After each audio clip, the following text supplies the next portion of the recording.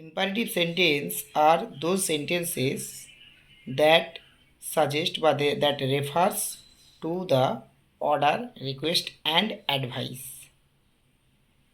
Similarly, in another way we can say that the sentence which is used to make an order, request and advice যখন কোনো বাক্যের মাধ্যমে আদেশ, অনুরোধ এবং উপদেশ বোঝানো হয়। ইম্পারেটিভ সেন্টেন্স চেনার প্রধান যে উপায় সেটা হচ্ছে ইম্পারেটিভ সেন্টেন্স সবসময় মেন ভার্ব দিয়ে শুরু হয়, অর্থাৎ প্রিন্সিপাল ভার্ব দিয়ে সেন্টেন্সটা শুরু হয়, আর নেগেটিভ সেন্টেন্সের ক্ষেত্রে ডোন্ট দিয়ে সেন্টেন্সটা শুরু হয়। চলো আমরা কয়েকটা এক্সাম্পলের মাধ্যমে দেখে নিই যে কীভাবে ইম্পারেটিভ সেন্টেন্সটা বানাবো। ধরো বললেন দ্য ডোর, দরজাটি খোলো।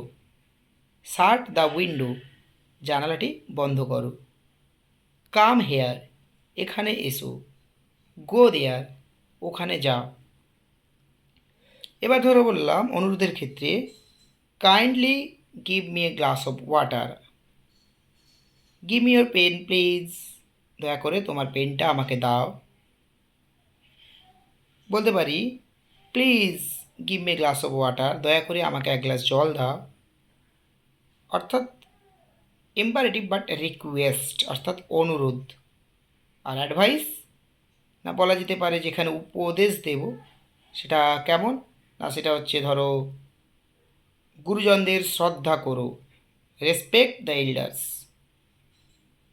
শিক্ষকদেরকে মেনে চলো, ওবে দ্য টিচার্স। গরিবদের সাহায্য করো, হেল্প দ্য পোর। ভিক্ষুকদের সাহায্য করো, হেল্প দ্য বেগার্স। এরকম বাক্য আমরা বানাতে পারি। তারপর নেগেটিভের ক্ষেত্রে আমরা কি বললাম না, ডোন্ট দিয়ে বাক্যটা শুরু করব। ওখানে যেও না, ডোন্ট গো দেয়ার। এখানে এসো না, ডোন্ট কাম হেয়ার। তাকে ঘৃণা করো না, ডোন্ট হেট হিম। ওদেরকে শ্রদ্ধা করো না, ডোন্ট রেসপেক্ট দেম। সূর্যে দৌড়াদৌড়ি করো না, don't run in the sun.